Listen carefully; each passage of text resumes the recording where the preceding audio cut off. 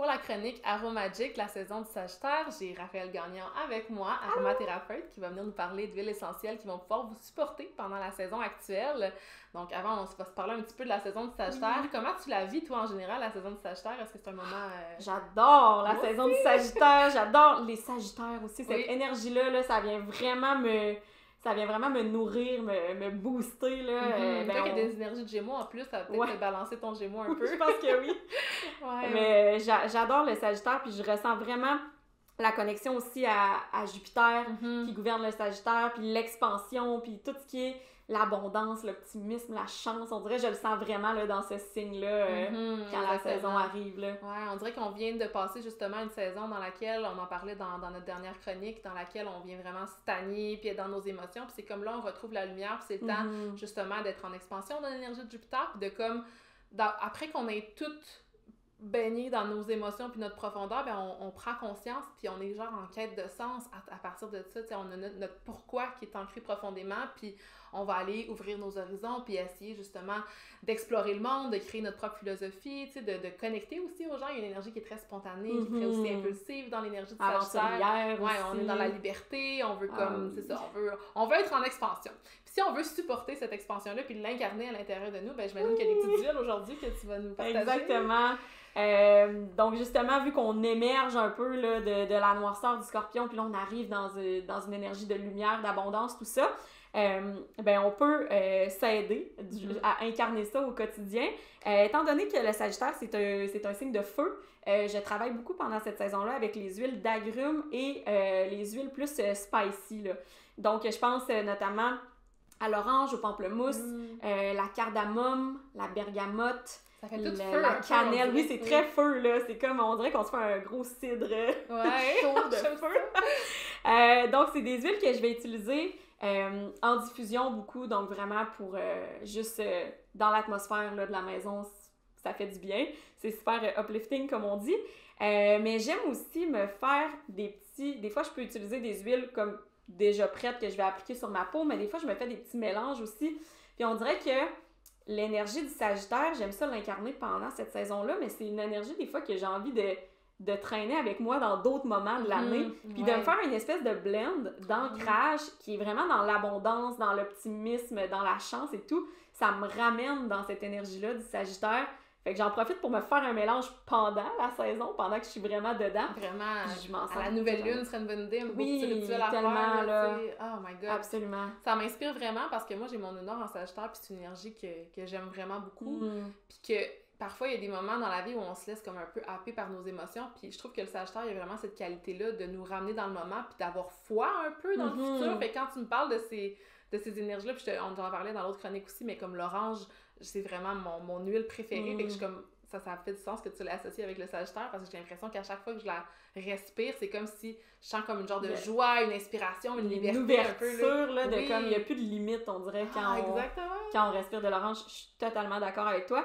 Puis quand on se fait des petits mélanges comme ça, personnalisés, là, vraiment selon le besoin du moment, c'est vraiment un bon moment aussi pour se choisir un mantra qu'on va se répéter toujours quand on va utiliser notre huile. Fait que ça vient vraiment augmenter la puissance de l'ancrage là, puis de se faire un mélange d'huile quand on est en train de vivre un beau moment, une belle expérience, une belle aventure. C'est tellement puissant l'olfaction là.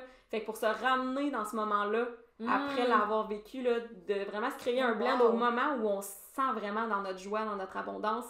Puis après ça, de comme se créer cet ancrage-là pour y revenir, c'est... je trouve ça beau ce que tu amènes parce que c'est vrai que la mémoire olfactive, c'est une des plus puissantes, je pense. Oui. Puis comme j'ai plein, moi, de souvenirs, mettons juste le chandail de ma mère quand j'étais jeune, on dirait que je sens l'odeur de ma mère, puis de prendre cette idée-là, de se faire un rituel dans des moments importants avec des huiles essentielles, puis de le ramener, je suis comme... Tu sais, dans notre autre chronique du Scorpion, on parlait justement d'utiliser ça dans nos relations sexuelles. Je suis comme, hey, si j'ai des relations sexuelles avec quelqu'un, que j'utilise l'huile, puis qu'après ça, cette huile-là peut me reconnecter à ce moment-là. Complètement. C'est comme prendre une photo avec ton nez! Oui! J'aime ça! Fait que merci pour ça, ça m'inspire dans mes rituels. Oh, j'adore! Est-ce que tu avais autre chose à rajouter pour le Oui, en astrologie médicale, le Sagittaire est associé aux cuisses et aux fesses. Puis une huile que j'adore utiliser sur cette partie du corps, soit en massage ou soit en brossage à sec, Tu sais, avec une brosse sèche là, pour la peau, là, on peut ajouter les huiles essentielles directement sur la brosse.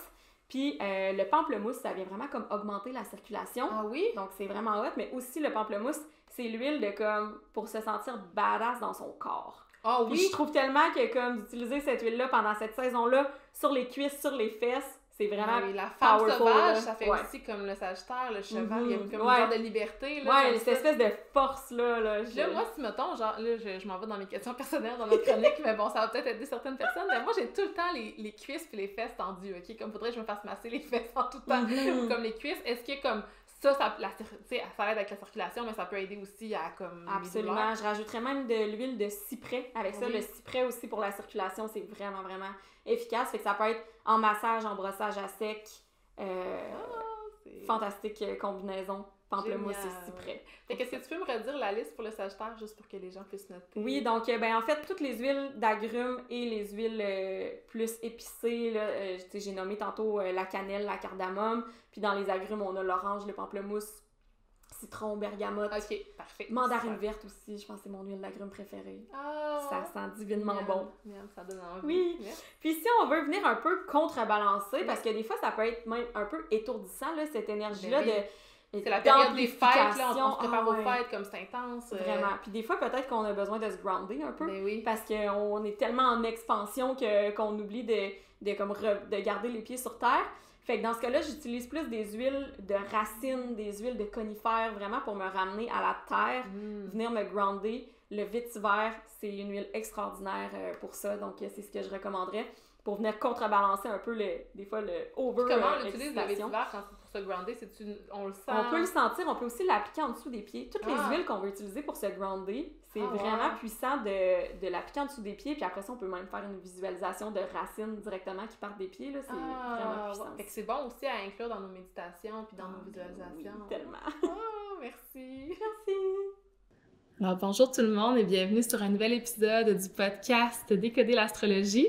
Vous remarquerez aujourd'hui un décor différent. Je suis chez la belle Karel à Québec et on poursuit ensemble ma série Astrologie et entrepreneuriat. Fait que je suis super contente de te recevoir, Karel. Bienvenue. Merci, moi. Donc aujourd'hui, Karel, tu vas venir nous parler un petit peu de ce que tu offres dans ton entreprise, mais aussi de ton parcours puis de comment mais tu as réalisé justement c'était quoi ta contribution à toi dans le monde. Est-ce que tu peux nous expliquer rapidement qu'est-ce que tu fais, c'est quoi ton entreprise, puis on va parler un petit peu plus de toi après. Oui, en fait, je suis praticienne en thérapie psychédélique en formation. Je suis également praticienne en santé holistique, certifiée, accréditée, et guide et coach en thérapie du cannabis. Donc, j'accompagne les gens dans leur bien-être avec le cannabis. Je les guide, je les éduque parce qu'il y a un grand manque d'éducation au niveau de la thérapie du cannabis. Donc, c'est ça. Puis en ce moment, je suis en train de créer un programme éducatif pour faire un accompagnement de groupe avec les personnes. Donc, c'est ça va s'en venir cette année. Puis tu as comme plusieurs cordes à ton arc, là, tu nommais justement les différents apprentissages que tu es allé chercher, mais est-ce que tu te spécialises surtout dans la thérapie avec le cannabis ou tu es aussi comme plus dans la santé holistique? Est-ce que tu mêles tout ensemble? Oui, en fait, c'est sûr que la santé holistique, c'est vraiment la fondation de mon approche parce que les sphères du mouvement, du sommeil, de l'alimentation, l'aspect psychologique, l'aspect psychospirituel, toutes ces sphères-là vont avoir un impact dans la santé de la personne. Donc, c'est sûr qu'on va aborder ces thématiques-là, mais ma spécialisation, c'est vraiment avec le cannabis, avec les psychédéliques. Puis, bon, les psychédéliques, bien évidemment, dans un contexte légal. Donc, c'est beaucoup éducatif, mais sinon, c'est ça. Ce que je fais de façon plus prononcée, c'est vraiment avec le cannabis pour le moment. Super, merci Karel. Puis j'aimerais qu'on prenne le temps aussi de connaître l'humaine derrière l'entreprise, derrière les services que tu offres. Donc, Karel est ascendant Cancer, elle a son soleil en Lion et sa lune en Verseau. Fait que je suis curieuse de voir de à lequel de ces archétypes-là tu connectes le plus, puis comment tu les vois s'incarner dans ta personnalité ou dans ton quotidien. Oui, c'est drôle, je souris parce que mon ascendant Cancer, j'en étais peu consciente avant. Je dis avant, je dirais, mettons, avant 2020. C'était comme plus dans le background. Je savais pas trop comme la signification, si on veut, l'importance de mon ascendant, si on veut. Donc, j'étais plus dans l'incarnation de mon lion, de ma lionne. Ouais. L'esprit joueur, créatif, souriant, le soleil, juste le soleil m'énergise, là. Ouais. Donc, puis ma lune en Verseau, mon apprentissage s'est fait aussi plus tard. Mon côté plus rebelle, parce que les personnes qui me connaissent de plus longtemps ne diraient pas que j'étais vraiment rebelle. Ouais. Puis maintenant, je l'incarne plus. Fait que maintenant, c'est vraiment plus un tout. Puis je dirais que j'ai beaucoup connecté dans les dernières années avec le cancer en moi. Ouais. Puis le Verseau aussi, j'imagine aussi. Oui, tout à fait, exactement. Oui. C'est comme si tu as toujours été vraiment dans ton lion, puis que là, tu connectes un petit peu plus avec ta lune, puis ton ascendant en ce moment dans ta vie. Oui. Mais je suis sûre que le lion est encore là de toute façon. Puis je trouve ça intéressant d'emmener ce concept-là, parce que je vois déjà dans ta carte du ciel la raison du pourquoi certains archétypes prennent plus de place. De un, je trouve ça super intéressant parce que quand je suis arrivée ici, on parlait de ce qui se passait cette semaine, c'est les éclipses, on enregistre ça pendant quelques jours après l'éclipse, tu me disais ah, comment ça? Pourquoi je ressens les éclipses aussi fort? Tu sais, est-ce que c'est parce que je suis née sous une pleine lune? Je suis comme, c'est parce que tu as un ascendant Cancer. Puis quand tu as un ascendant Cancer, ça veut dire que ton maître d'ascendant, c'est ta lune. Donc la lune dans ta carte du ciel va souvent être un peu la planète qui représente ton identité, qu'est-ce que tu es venu incarner ici, puis une planète super importante sur ton chemin de vie. Mais toi, ta lune en Verseau, avec laquelle tu te connectais un petit peu plus tard, elle est en conjonction avec Saturne. Puis Saturne, ce qu'il vient faire, c'est comme éteindre, restreindre. Fait que quand tu as Saturne sur un de tes placements, c'est un placement qui est comme un peu réprimé. En plus que ces deux placements-là sont en conjonction dans la maison 8, des secrets, des choses cachées de ton subconscient. Fait qu'il y a déjà plein de liens. Puis en plus que ces deux placements-là sont aussi en conjonction avec Lilith, qui est ce qu'on réprime à l'intérieur de nous. Fait que ouais, je trouve ça vraiment intéressant que ça soit développé plus tard, tu sais. Oui, puis tu me fais réaliser que c'est vrai, j'ai eu mon retour de Saturne aussi en même temps de toutes mes réalisations que j'ai faites dans les absolument. On va en parler tantôt, on va voir à travers ton parcours comment justement tes différents archétypes sont venus s'activer, puis celui du Verseau, selon mes petites recherches, va être très présent dans l'épisode d'aujourd'hui. Fait que pour ceux qui ont des placements en Verseau, peut-être que vous allez pouvoir relate. Fait que super, on va pouvoir commencer à plonger dans ta carte du ciel. Ta planète de carrière, en ayant ta maison 10 en Bélier, c'est Mars en Gémeaux dans la maison 12. Et puis là, j'ai envie qu'on approfondisse un petit peu plus ce que tu fais de manière concrète avec ce placement-là. Déjà, je vois plein de liens. En ayant Mars comme planète de carrière, bien souvent, c'est pas surprenant que les gens décident d'entreprendre leur propre projet, d'être entrepreneur, d'avoir un côté qui est plus assertif, qui est dans le mouvement, dans un côté peut-être un peu plus athlète. Puis là, tu me vois aller, je parle aussi de un peu ta personnalité puis des autres emplois que tu as eu avant que je vais t'inviter à nous partager. Puis à travers ce Mars-là, un Mars en Gémeaux, c'est souvent une énergie de besoin de connexion avec les gens, de communication, d'enseigner, de transmettre, d'apprendre des choses. Prends une petite gorgée d'eau.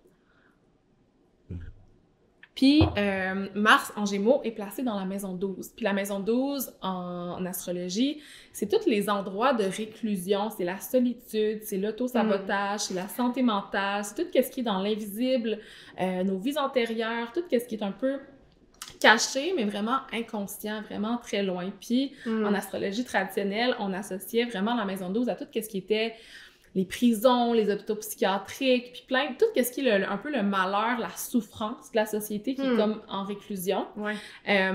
Puis la santé mentale aussi, évidemment, qui est directement reliée à la santé physique parce qu'elle forme une opposition avec la maison 6. Fait que souvent, déjà, dans ce que tu as commencé à parler, dans ton point de vue qui est holistique, on peut déjà voir un lien entre le concret, puis le mental, puis aussi, ben, tout ce qui est un peu plus caché, inconscient, puis qu'on peut découvrir, qui peut être en lien avec, justement, notre condition physique. Ouais. Puis, ce que j'ai accroché aussi dans ta présentation, c'est le fait qu'avec un Mars en Gémeaux, il y a vraiment une genre de variété, une genre de multiplicité, comme si tu avais de multiples facettes, mais aussi différents talents, comme si tu mêles plusieurs de tes compétences ensemble pour initier plusieurs types de projets.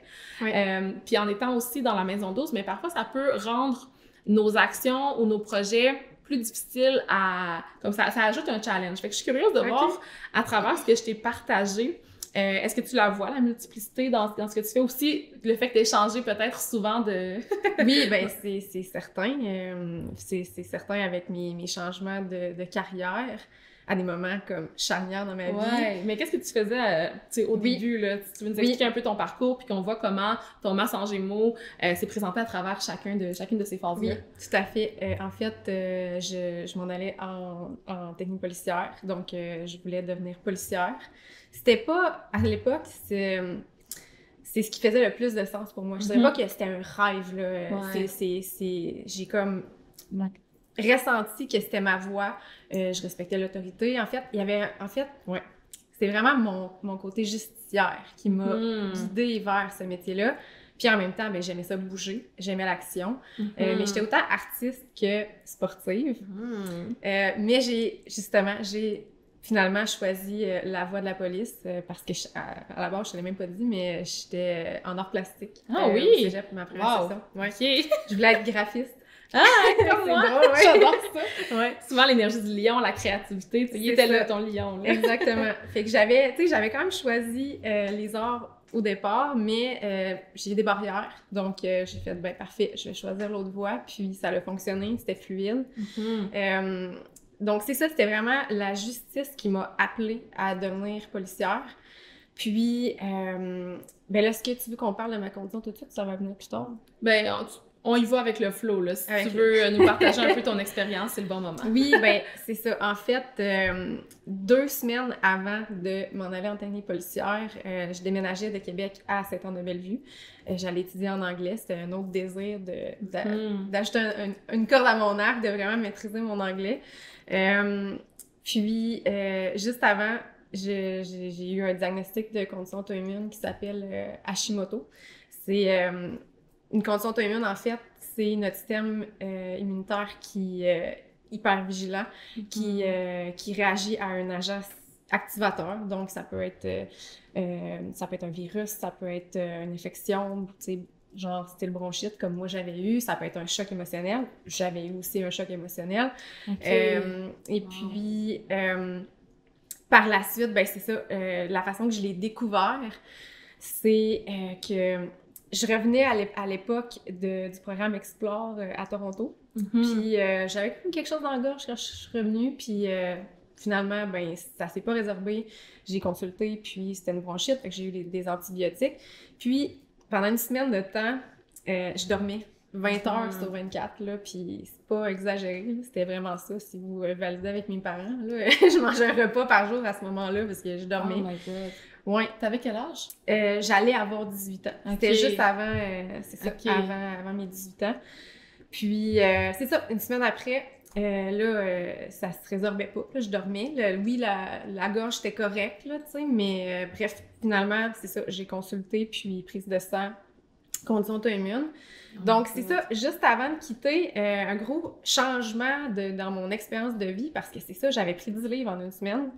Moi, j'étais une athlète à ce moment-là. J'avais fait l'équipe de soccer 3 de mon collège où est-ce que je m'en allais étudier. Puis, puis dans le mois qui a suivi, j'avais pris au total 25 livres. Fait que, tu sais, ça a continué malgré l'hormone thyroïdienne qu'ils m'ont donné et tout.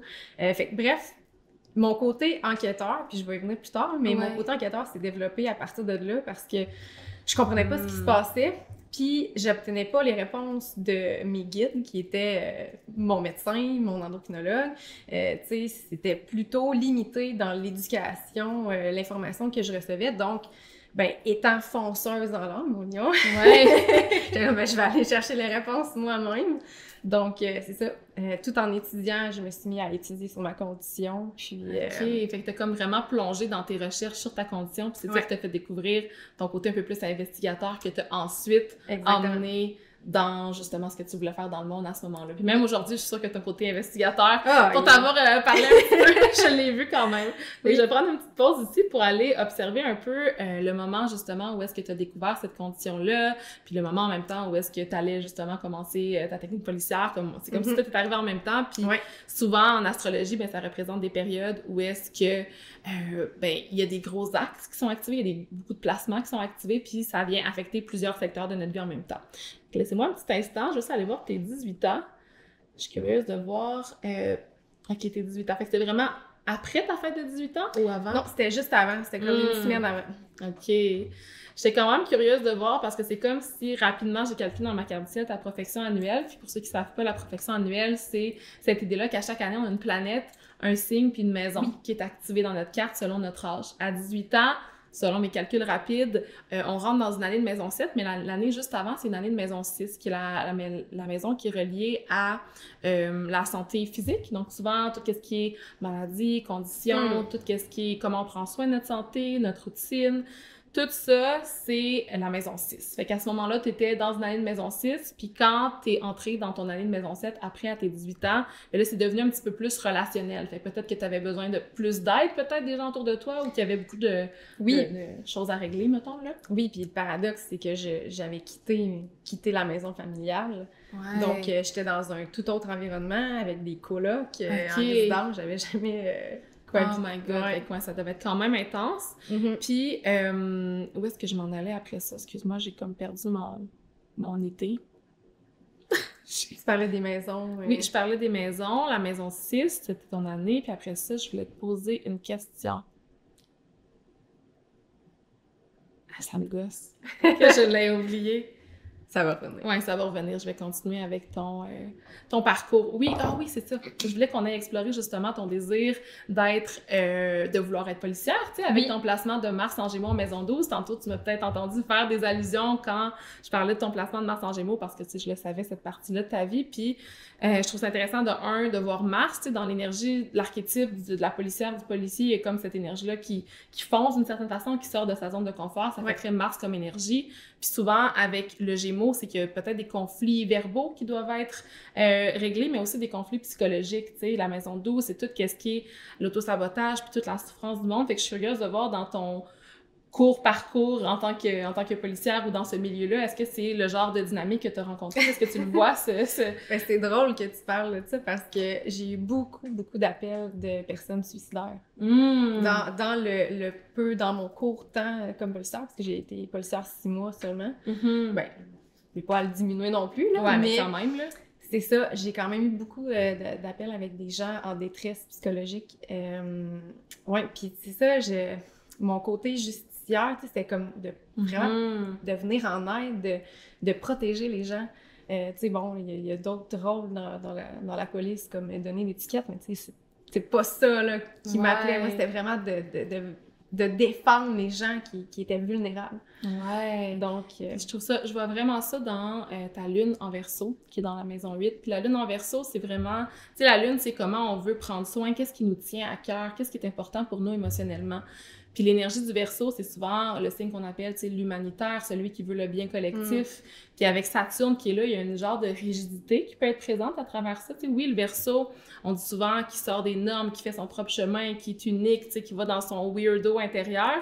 Mais quand Saturne est là, c'est comme si ça vient le limiter d'une certaine façon, puis ça le met dans une boîte. Fait que c'est comme si, à travers ton chemin, évidemment, cette boîte-là, je pense qu'elle a été quand même explosée. Mais c'est comme si ton désir, justement, de soutenir les gens, il était déjà à travers ça. Puis, en plus, dans ta carte du ciel, ta lune forme un trigone avec ton Mars. Fait que c'est comme si ce besoin-là de faire évoluer le collectif puis de soutenir le collectif venait nourrir, justement, ta mission dans le monde, de prendre action, peut-être avec la parole. Tu disais que tu avais des appels. Fait que je trouve que ça fait très Gémeaux, communication avec quelqu'un que tu voyais pas, maison 12. Tu sais, le suicide aussi, c'est relié à la maison 12. Fait que c'est comme, wow. Puis je suis curieuse de voir, toi, personnellement, parce que là, on parle de ce que tu fais, mais est-ce que toi, c'est venu t'affecter sur tes propres émotions, ton propre processus psychologique? Est-ce que ça a laissé des traces?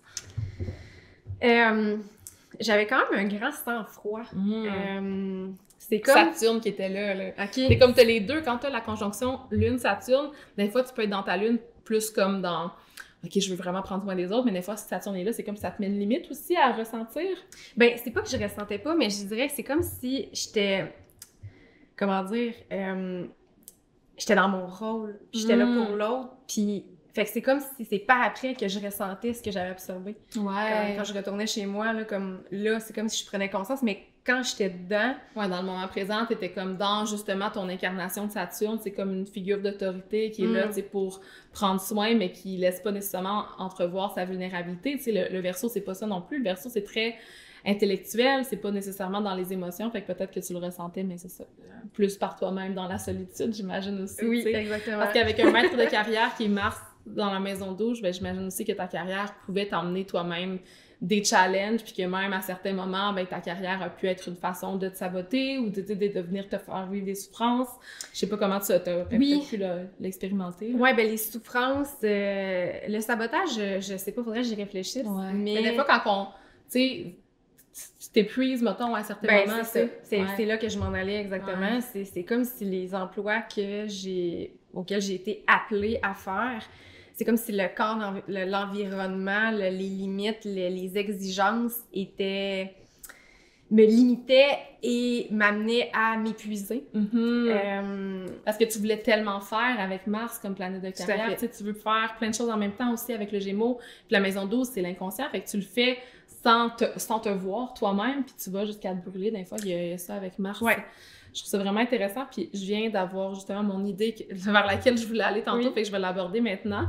Quand on parlait justement de ton année de maison 6, puis de ton année justement où est-ce que tu as appris ta condition.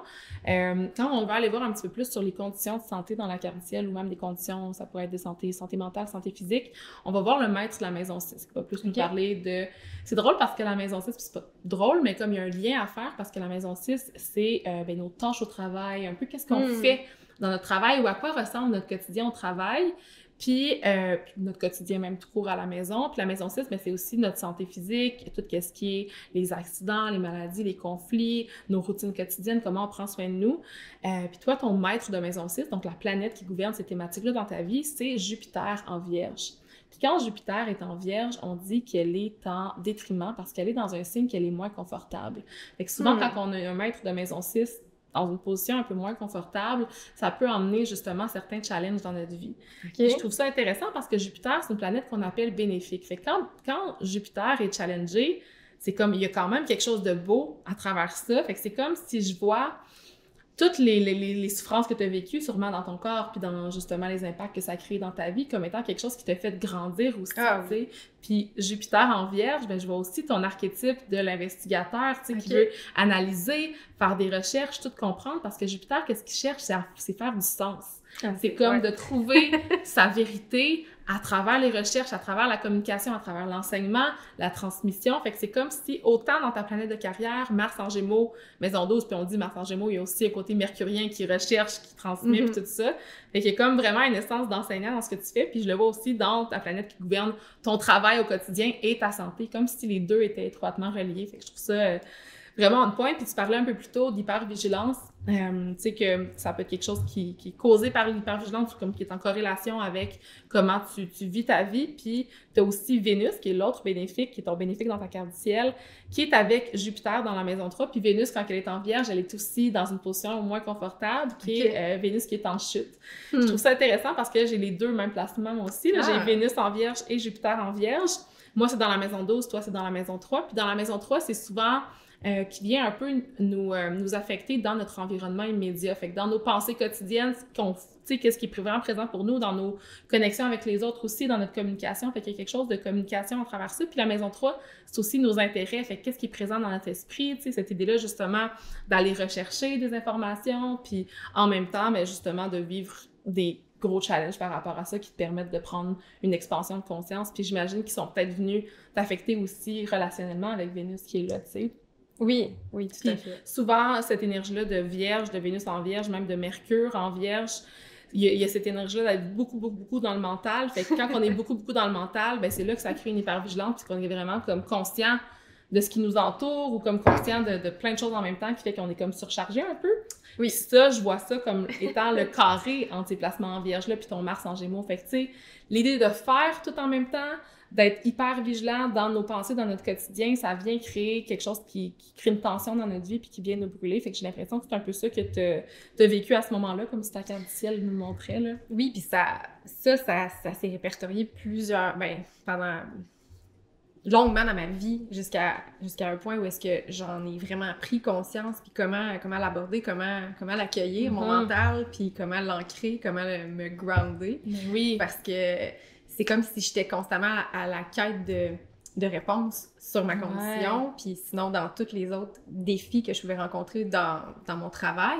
Tu sais, c'est tout à aller en profondeur, aller chercher, tu sais, aller chercher pourquoi que quelque chose arrive, pourquoi que on me donne telle directive. Ouais, c'est ça. Ouais. Mais je trouve ça vraiment intéressant. C'est comme la Vierge, elle veut vraiment comprendre, elle veut savoir, elle veut avoir tous les détails, toutes les informations pour créer sa vérité, puis après pouvoir choisir son chemin. Puis là, tu sais, on en parle comme étant quelque chose de peut-être challengeant. Je trouve ça intéressant, justement, le carré à Mars qui vient nourrir cette énergie-là, justement, qui est dans le corps, puis qui est dans l'action, puis qui est dans la maison 12 aussi.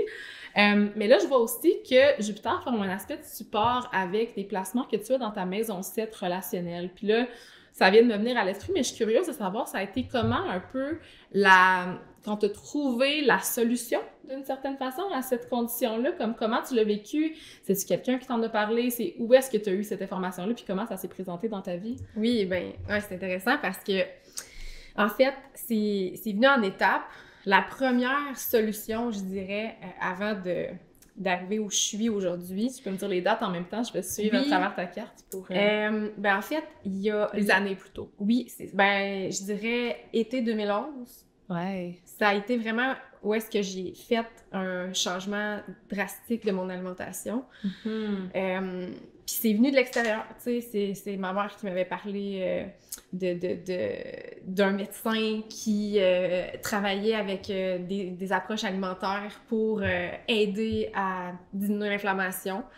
Parce que, tu sais, quand j'ai trouvé quand on m'a parlé de ma condition au début, je savais pas que l'inflammation était une composante de cette condition-là. Puis c'est ça, j'ai pris beaucoup de poids au début, malgré le fait que j'étais une athlète puis je mangeais relativement bien, mais bon, à ce moment-là, j'incluais quand même des produits transformés parce que j'avais pas encore eu mon éveil, mon déclic de ce côté-là.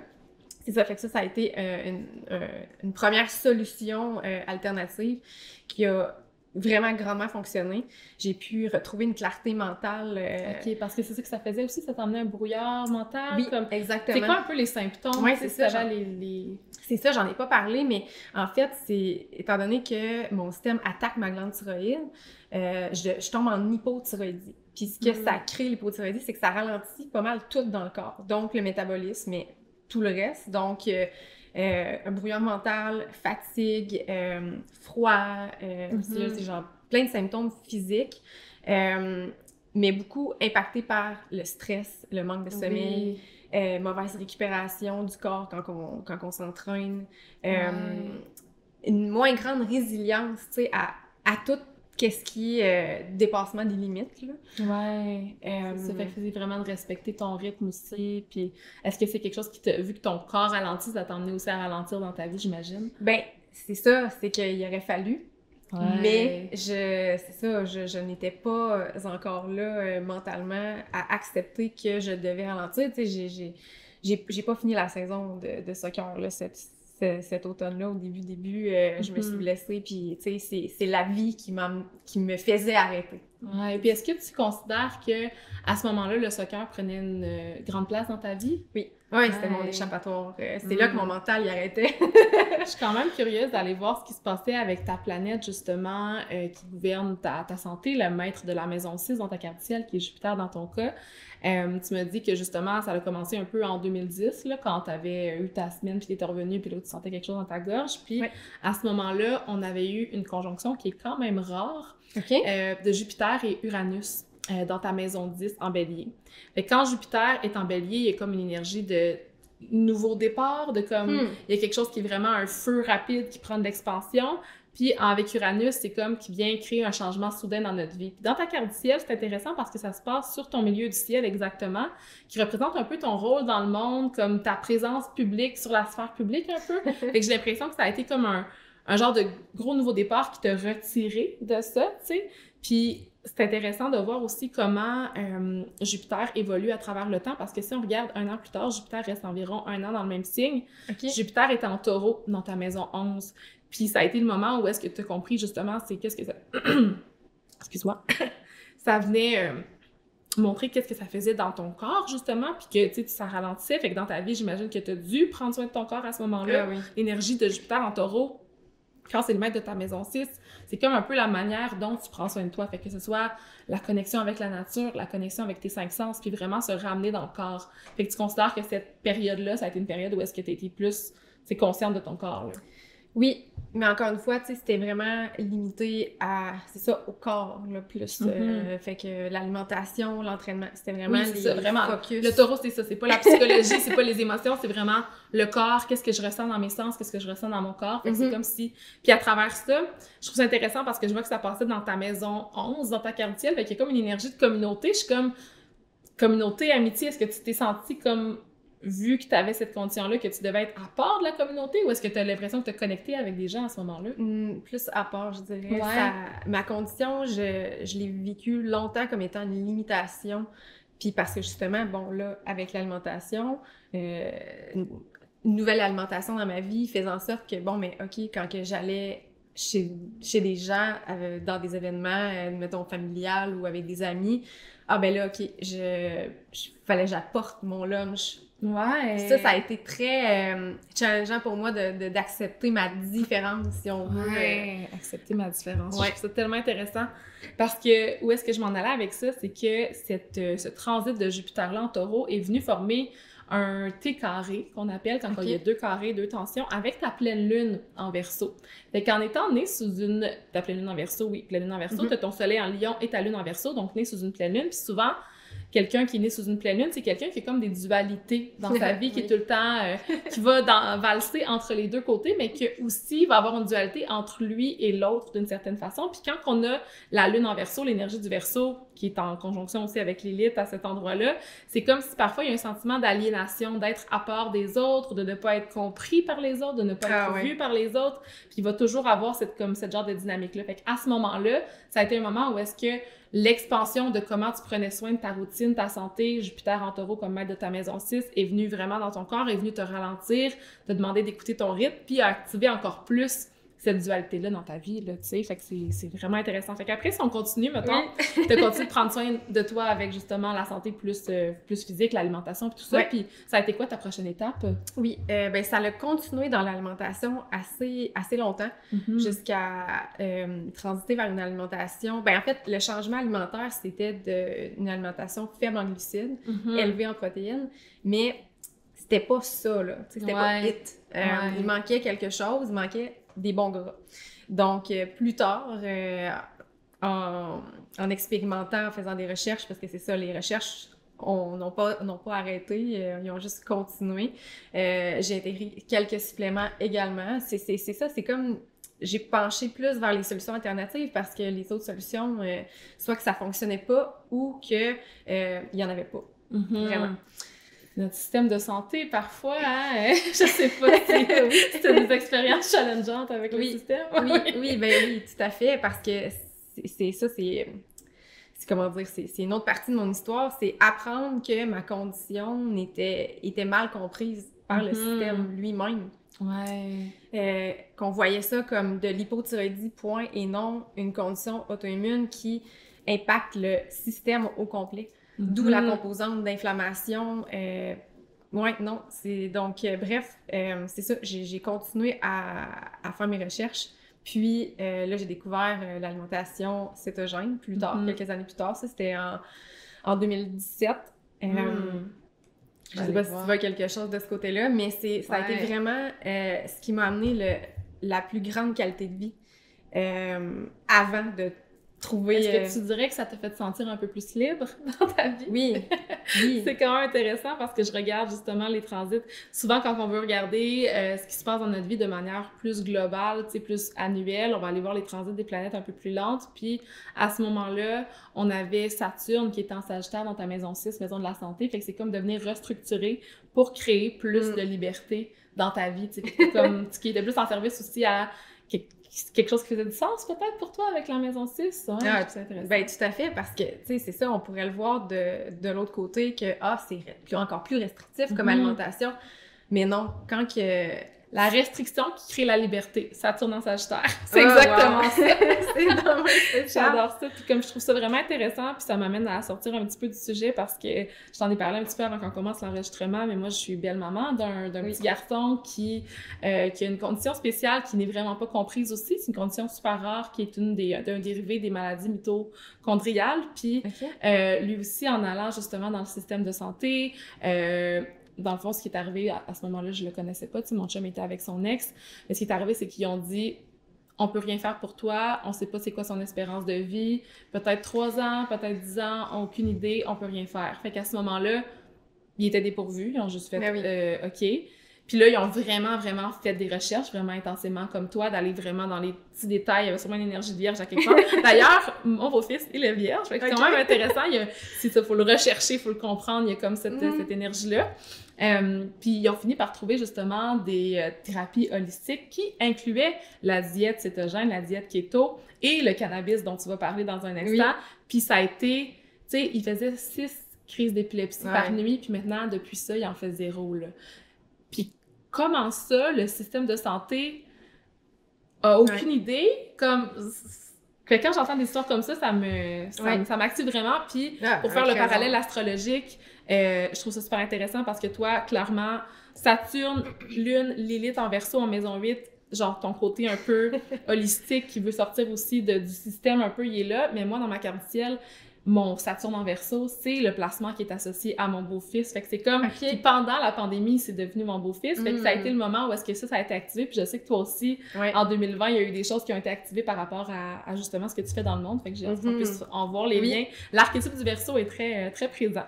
Oui. Fait que si on continue avec ça à travers les années, tu as commencé justement à inclure cette diète-là. Puis là, ça a vraiment amélioré tes symptômes. Oui, grandement, là. D'un, c'est comme si c'est venu atténuer les symptômes qui n'étaient jamais disparus. Donc, la clarté mentale, surtout. Vraiment, là, j'ai eu l'impression de comment dire, de reconnecter avec mon intellectuel. C'est drôle à dire, mais c'est comme si, tout d'un coup, je me sentais sharp. Mais quand ton corps est rempli de stress, d'anxiété, tu peux pas... C'est ça, ton cerveau il est tellement rempli que t'as plus d'espace pour le focus, la clarté, tu sais. Exactement. Fait que c'est vraiment une alimentation anti-inflammatoire qui change le mode d'énergie complètement. Puis j'ai découvert, c'est ça, que les glucides pouvaient stimuler une forme d'inflammation quand on les métabolisait moins bien. Puis c'est relié quand même avec ma condition auto-immune par rapport à ça, là, d'avoir une difficulté à bien métaboliser les glucides, là, une composante de résistance à l'insuline, ces choses-là. C'est pas un automatisme, mais quand même. Puis c'est que ça, à la base, ça affecte le métabolisme. Donc, tout ça fait du sens. Mais de le vivre, puis l'affaire, c'est que c'est vraiment tout qu'un processus. On se sent pas bien du jour au lendemain. Puis c'est quelque chose à savoir là, dans cette alimentation-là. Puis, si je fais fast-forward à maintenant, je suis encore dans une alimentation basse en glucides, mais maintenant, je suis capable de les inclure quand même dans mon alimentation. Exemple, quand je joue au soccer, je vais prendre des fruits, je vais prendre plus de glucides. Donc, non, ça m'a vraiment grandement aidé dans ma guérison. Puis, dans mes limitations que j'avais. Jusqu'à temps où est-ce que, la vie m'amène à vivre un autre épuisement, une autre chute de ma condition. Ça a été quand, ça? Ça, c'était... ça a commencé... ça Ça a commencé en 2020. Je dirais début 2020, là, j'avais besoin de vacances. Puis là, ben, la pandémie est arrivée. J'avais des vacances prévues en mars. Puis 2 semaines avant, le gouvernement nous a dit qu'on ne quittait plus le pays. Donc, mes vacances ont été annulées. Ouais, non, je les attendais grandement. Puis finalement, ben, je suis tombée en arrêt de travail en octobre 2020. OK. C'est exactement ça. C'était le moment où, justement, ton retour de Saturne s'entamait avec le Verseau dans la maison 8, tu sais. Aussitôt que Saturne rentre dans la maison du Verseau, ben c'est comme un peu le début du retour de Saturne, puis plus qu'on s'approche de la conjonction Saturne-Saturne, ben c'est comme le point de culmination. Fait que tu sais, à ce moment-là, c'est là que ça a changé. Puis comment ça s'est passé, cette rechute-là, comme ça? Oui, ben ça s'est apparu vraiment par des troubles gastro-intestinaux. Donc, tu sais, l'épuisement, j'avais jamais eu de troubles gastro-intestinaux avant cette période-là dans ma vie. Il n'y a plus rien qui passait. Mon système ne tolérait plus rien. Mais malgré que je ne retenais aucune nourriture, je prenais du poids, inflammation, fatigue, mais c'est ça, j'étais à ce moment-là, j'étais devenue enquêteur en janvier 2019. Donc, j'avais quand même un rôle qui était relativement exigeant. On se déplaçait à travers la province. Puis, malgré la pandémie, ben, on a quand même continué à se déplacer au travers de ça jusqu'à temps que, bon, on tombe en télétravail de façon forcée. Fait que, tu sais, à ce moment-là, j'ai pu comme faire souffler un petit peu du fait que, bon, OK, là, les déplacements au moins étaient coupés. Mais c'est ça, les intolérances, j'étais devenue intolérante à tout, au point de, justement, j'avais pas parlé de ça tantôt, mais d'intégrer l'alimentation carnivore, de limiter comme, je mangeais tout ce qui passait comme légumes, c'était des concombres, ça c'est un fruit, en tout cas, concombres, puis des champignons. Puis sinon, c'était des œufs, de la viande. Puis c'est ça qui me gardait fonctionnelle. Parce qu'autrement, j'étais souvent à la toilette, puis épuisée, fatiguée.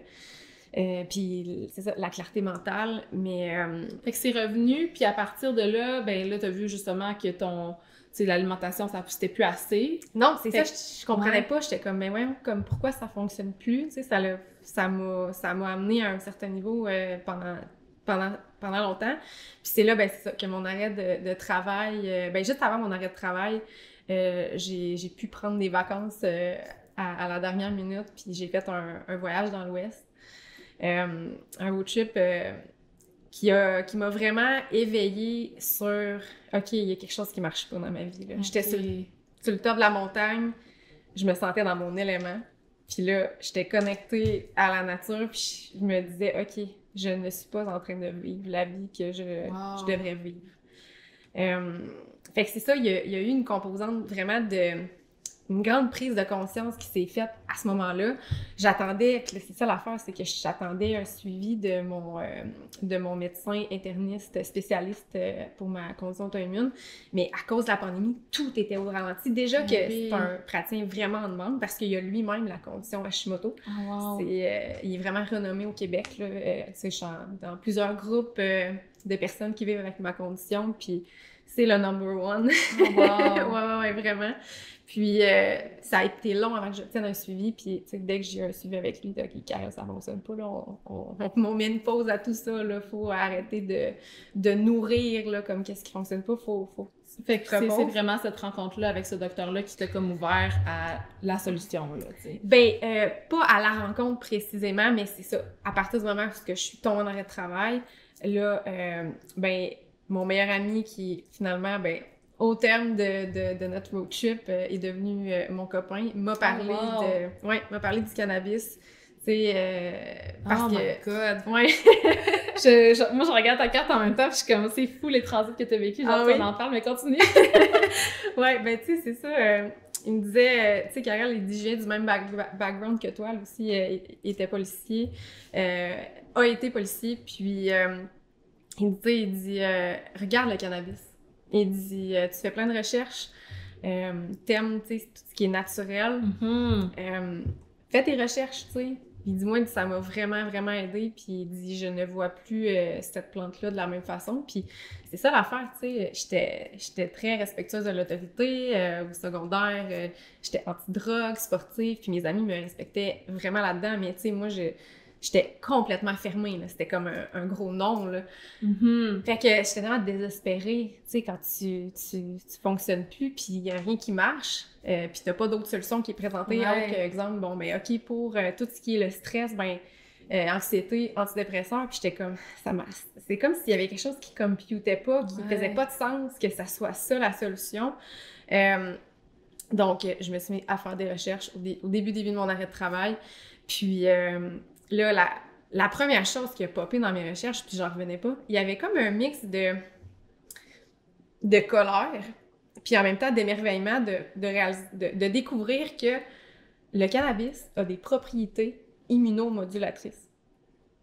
Mais ça, ce que ça veut dire dans un langage monsieur, madame, tout le monde, c'est que ça vient réguler le système immunitaire à la source. Puis ma condition auto-immune, c'est un problème de système immunitaire. Fait que là, OK, je creuse encore plus profondément. Puis là, bon, OK, il découvre, OK, que le cannabis, c'est plus qu'une molécule en tant que telle. Tu sais, il y a des cannabinoïdes, donc plusieurs propriétés thérapeutiques. Le CBD qui est le cannabidiol, le THC qui est le tétrahydrocannabinol. Donc, tu sais, chacun a ses propriétés, ses bienfaits, ils agissent de façon synergique ensemble.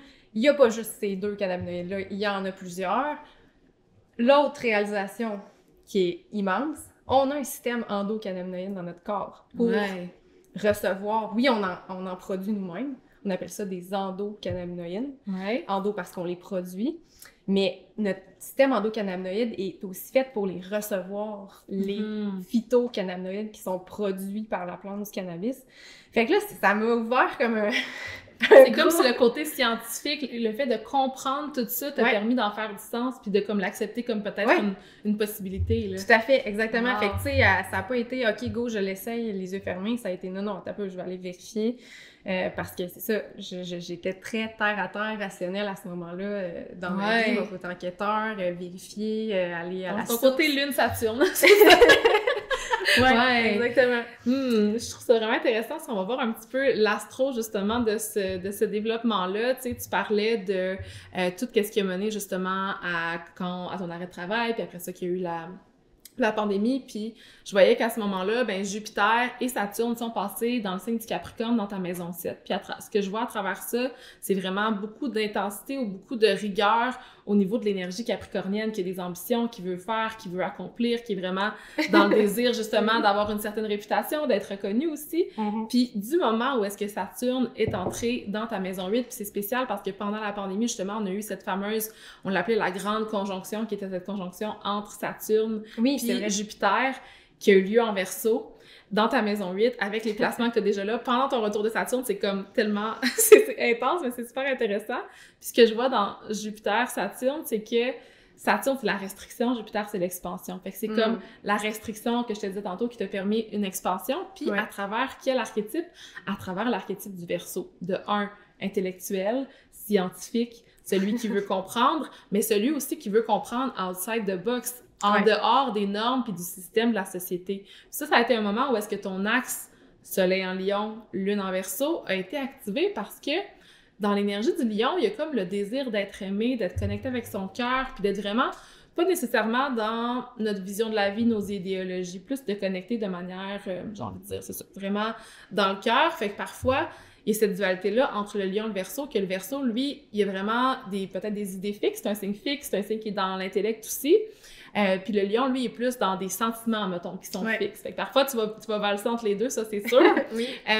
Mais dans le Verseau, c'est comme d'être capable, justement, d'ouvrir son esprit. Fait que je vois cette conjonction-là de Saturne et de Jupiter comme étant le moment qui est venu ouvrir ton esprit à une façon différente de voir les choses, puis qui t'a emmené, qui a activé un peu ta dynamique de vie, tu sais. Saturne, Lune, Lilith, pour moi, c'est de libérer un tabou qui est réprimé. La maison 8, c'est les tabous, c'est les secrets, c'est aussi tout ce qui est nos profondeurs psychologiques. Fait que tout ce qui était présent en toi par rapport peut-être au stigma, peut-être par rapport au propre jugement qu'en tant que personne anciennement plus conservatrice avait sur justement ce côté-là plus tabou de la société. C'est comme un peu venu renverser l'énergie, j'ai l'impression. Ah, c'est exactement ça. Je trouve ça, c'est vraiment intéressant. Puis tu sais, je vais retourner un petit peu dans le passé parce que je l'ai pas nommé tantôt.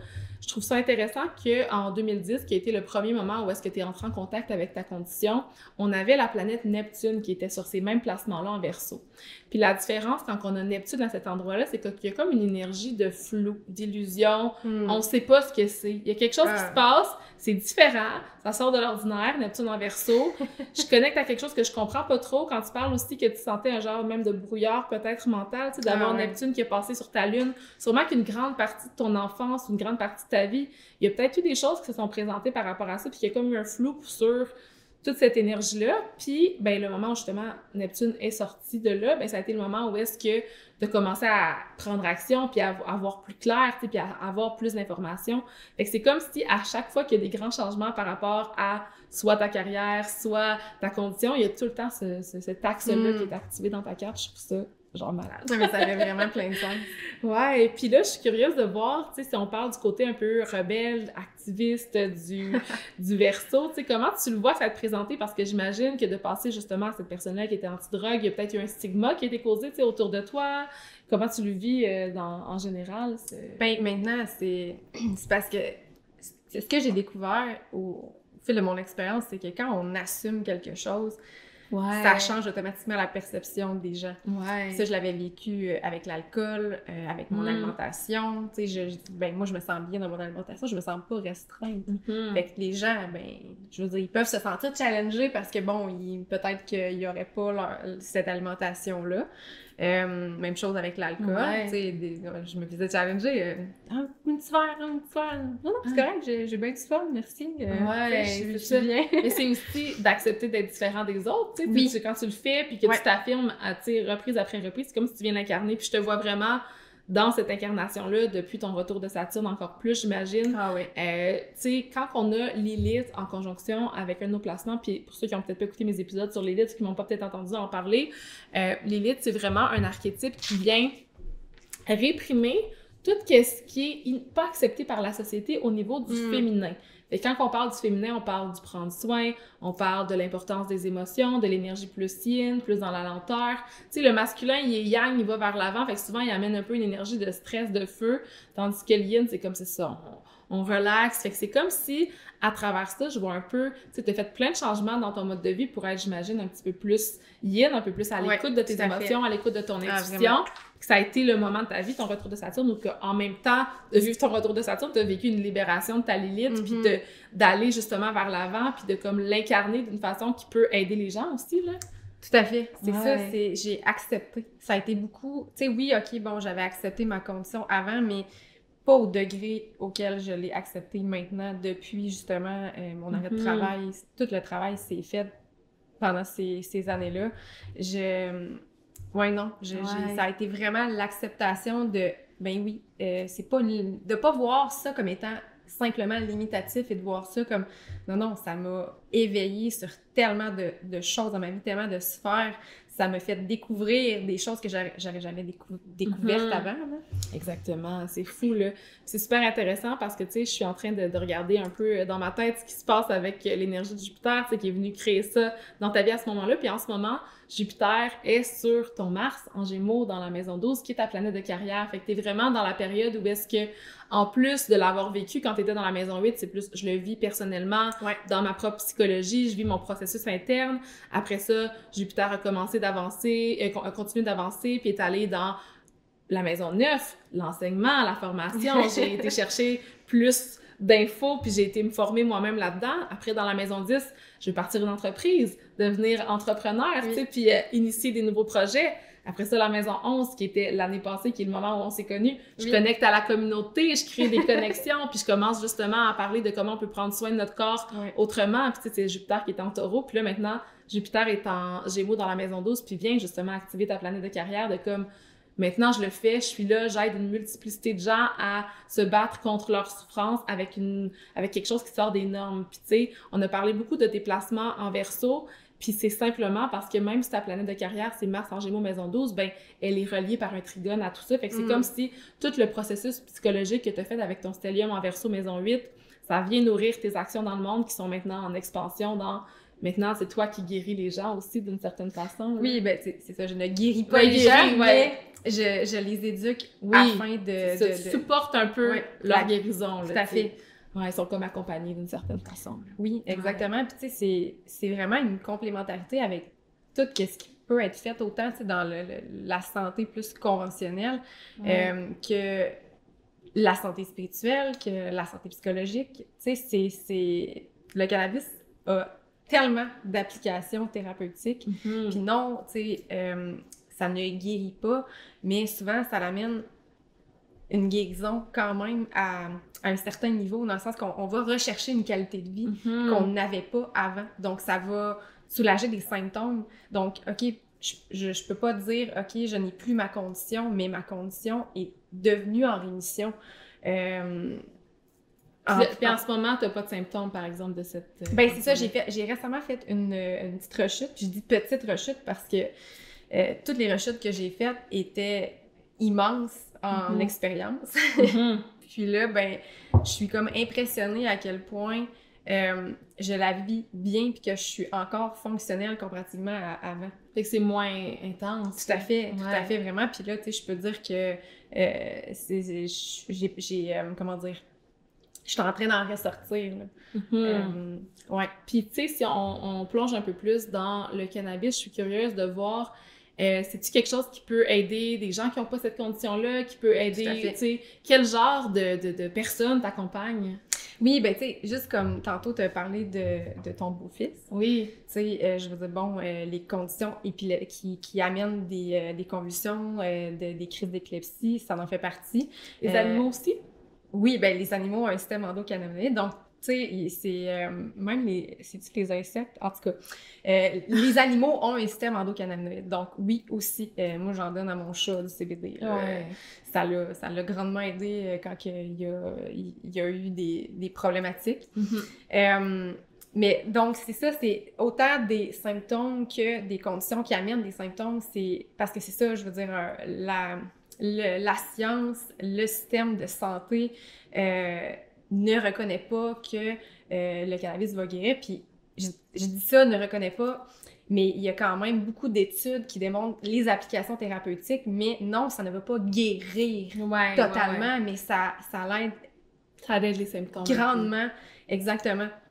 Donc, tu sais, c'est utilisé conjointement, tout dépendant des médecins s'ils en parlent ou pas, ou si, mettons, c'est les patients, les personnes qui vont faire leur recherche puis qui voient que, ah, ben OK, j'ai un cancer, ça peut être utilisé conjointement avec de la chimiothérapie pour tu peux mélanger médecine traditionnelle et cannabis ou médecine holistique, là, tu sais. Exactement. C'est sûr que, bon, on doit faire des recherches pour voir les interactions, parce que oui, il peut y avoir des interactions, mais les interactions restent quand même très minimes.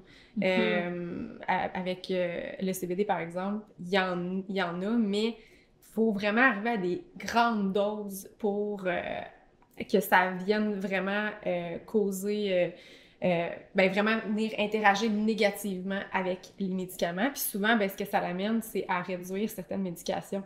OK, fait que pour que justement la plante puisse faire son travail puis prendre plus de place un peu dans ce processus-là de guérison. C'est ça, exact. Donc, tu sais, tout ce qui est anxiété, troubles de sommeil, troubles gastro-intestinaux, l'inflammation, la douleur, fait que ça peut aider des nombreux. Des conditions autant plus qui sont plus dans la santé mentale que la santé physique, que, tu sais, même, j'imagine, psychologique, spirituelle, presque. Est-ce que tu es connecté à ces parties-là de la plante, comme plus, tu sais, j'ai souvent entendu parler d'une vision un peu de connecter avec l'esprit de la plante. Oui. Comme... Oui, tout à fait. Ma première expérience, j'ai vécu une expérience spirituelle, un éveil spirituel, une expérience psychédélique même. Je l'avais pas compris comme ça à ce moment-là, parce que, tu sais, justement, une expérience psychédélique, c'est ineffable. Ça ne se décrit pas en mots, tellement que c'est expérientiel. Donc, c'est plus tard, quand que mes intérêts ont naturellement basculé vers les autres psychédéliques, parce que ce que les gens ne savent pas nécessairement, c'est que le cannabis a des propriétés psychédéliques. Puis des fois, est parfois appelé comme un psychédélique mineur. Ah oui? Je savais pas. Oui, tout à fait. Puis c'est ça, c'est en apprenant, en étudiant que j'étais comme, OK, mais c'est une expérience psychédélique, en fait, que j'ai vécu ma première expérience avec le cannabis. Wow. C'est que ça nous connecte vraiment à notre corps. Ouais. C'est vraiment somatique. Donc, tout le psychosomatique, on tombe dans le présent, puis je me rappelle, tu sais, comment ça s'est présenté. Est-ce que tu te souviens, c'était quand? Je suis curieuse. Oui, c'est le 6 novembre 2020. OK. Je vais aller mettre la carte juste par curiosité. Ouais, puis à ce moment-là, j'étais dans une cabine au Yukon. Oh wow, OK, au Yukon! Oui. Est-ce que tu sais c'était vers quelle heure? En soirée. En soirée, je dirais vers, tu sais, peut-être 9h. J'ai mis 8h, mais ça va revenir au même. C'est vraiment très intéressant. Ouais. Ouais, on avait mis des petites lumières rouges avec des chandelles et tout, puis wow. Je me rappelle, j'ai compris à ce moment-là, quand les effets ont commencé, tu sais, c'est ça l'affaire, c'est que c'est venu par étapes, ça a commencé dans mon ventre, puis là, c'est comme, j'ai ressenti un apaisement que j'avais pas ressenti, je veux dire que je me rappelle pas avoir ressenti auparavant, comme un espèce de soulagement, d'apaisement, OK, tu sais, je peux respirer. Ouais, la tension qui relâche un peu, là. Ouais, fait que c'est comme, j'avais des nœuds avant que je ne ressentais pas nécessairement, puis que là, c'est comme si ça l'a mis en lumière, ce qui se passait. Puis, j'ai compris, les sensations m'ont fait comprendre que je ne savais pas comment m'arrêter. Ouais! Oh my God! Ouais, comment m'arrêter, comment relaxer pour vrai. C'est comme si la plante t'a permis de voir c'était quoi la vraie relaxation, puis quand tu relâches tout, là. Ouais, c'est devenu mon enseignant. C'est spécial à dire, mais ça m'a guidée dans mon arrêt de travail. Grandement, parce que c'est ça, j'étais encore dans pas l'hypervigilance, mais la persévérance de je vais continuer, je vais persévérer, mais à un moment donné, il faut juste prendre une pause, une vraie pause. Oui. Tu sais, si on regarde un peu la carte de ce moment-là, je la mettrai dans la barre d'infos de l'épisode parce que je trouve ça super intéressant. C'est le moment exact que tu me nommes. On avait ton maître d'ascendant qui est la lune, qui était en conjonction avec ton ascendant dans la maison 1. Puis tu sais, la lune, c'est le corps. La maison 1, c'est ton corps à toi, c'est ton identité. Puis c'est aussi comment on ressent nos émotions à travers le corps. Puis la lune en cancer est en son domicile. Il y a comme une puissance de nous ramener vers le yin. Fait que je trouve ça vraiment, vraiment beau. Puis en plus, l'ascendant aussi, en soirée, il était à cet endroit-là aussi. Wow. Puis t'avais Saturne puis Jupiter qui étaient en Capricorne dans la maison 7. Puis je trouve ça quand même beau de voir que ça a été un moment où est-ce que tu as créé une relation avec cet enseignant-là. Je vois beaucoup dans l'énergie de Saturne en Capricorne comme une genre d'autorité qui vient réaligner les fondations de ta vie. Puis, tu sais, on aurait pu se dire que la maison 7, c'est une autre personne. Tu sais, peut-être que tu avais des personnes qui t'accompagnaient à ce moment-là, je ne sais pas, mais je le vois aussi comme étant t'as rencontré cette nouvelle relation-là dans ta vie qui était celle avec la plante, tu sais, qui a pris beaucoup de place par la suite, là. Wow. Ben, j'étais aussi en début de relation avec mon chum qui m'a parlé Oui, c'est lui qui t'a parlé de ça. Fait que quand je te demandais tantôt s'il y avait quelqu'un, parce que je trouvais ça intéressant de voir que ta planète de la santé, qui est Jupiter en Vierge maison 3 parce qu'elle gouverne ta maison 6, le seul aspect positif qu'elle formait, c'était un trigone avec tes placements en Capricorne maison 7. Fait que j'étais comme, le support pour sa santé, c'est vraiment quelqu'un qui lui permet de faire un breakthrough au niveau... Ben, quelqu'un qui est relationnel à la maison 7, c'est le couple aussi, fait que ce soit ton job, c'est quand même intéressant. Mais il me semble aussi que j'avais vu un autre truc intéressant. Ah oui, parce que tu parlais que c'est le moment où est-ce que tu as appris à ralentir. C'est vraiment beau parce que, bon, on avait Lilith qui était maintenant en taureau dans la maison 11. Pour moi, c'est un de ses enseignements, Lilith en taureau, de pas aller nécessairement dans la productivité que la société attend de nous, puis comme de se permettre d'être dans ses sens, de connecter à son corps. Mais en plus, tu avais aussi Mars qui était en bélier dans ta maison 10. Mars, c'est ta planète de carrière. Mars en bélier, habituellement, ça va bien, c'est Mars qui est dans son signe, qui est beaucoup dans l'action puis dans le feu, mais à ce moment-là, Mars était rétrograde. Fait que c'est comme si tu as compris justement cette énergie-là de Mars en bélier que tu avais en toi, puis tu es venu la relâcher dans ton corps avec la lune en cancer sur ton ascendant. C'est magnifique d'analyser ce moment-là. Fait qu'à partir de ce moment-là, ben j'imagine que tu as commencé à connecter encore plus avec la plante, puis à comme l'utiliser plus pour toi. Puis je serais curieuse de voir c'est quoi la différence entre l'image un peu stigmatisée qu'on a du consommateur de cannabis dans la société, puis la manière dont toi se connecter avec. Parce que parfois, on va s'imaginer un poteux qui se fume avec son bong du matin au soir, puis qui fait rien d'envie. C'est vraiment souvent ça qu'on entend. Ce n'est pas mon opinion, mais je suis curieuse de voir comment tu vois cette... Ben, je peux dire que j'avais ce jugement-là avant. C'est ça que ça m'a tellement ouvert les yeux, puis à un certain moment, j'étais comme « Hey, il va falloir que je nomme officiellement que crime, j'ai jugé et je m'en excuse. » Mais tu sais, bon, j'ai on apprend, là. C'est ça, exactement. J'ai appris, puis maintenant, je comprends. Puis ça veut pas dire, par contre, qu'il y a pas des personnes qui consomment de façon non intentionnelle, puis que ils pourraient en bénéficier autrement. Exactement, c'est ça. Donc, c'est ça. Non, j'avais ce jugement-là, puis j'avais peur quand même, tu sais, d'une certaine façon. Comment que moi, je vais le vivre, ça va-tu me rendre lâche? Oui, c'est ça qu'on s'imagine, là. C'est ça, tu sais, malgré les bienfaits thérapeutiques que j'avais découverts dans mes recherches, dans mes lectures d'études scientifiques, je me disais, mais comment que ça va se transposer au quotidien? Comment je vais le vivre? Puis, tu sais, au final, j'ai découvert rapidement que j'avais une sensibilité à la gorge, mais tu sais, je veux dire, mon conjoint, lui, avait un vaporisateur, puis ça, c'était sécure pour les poumons.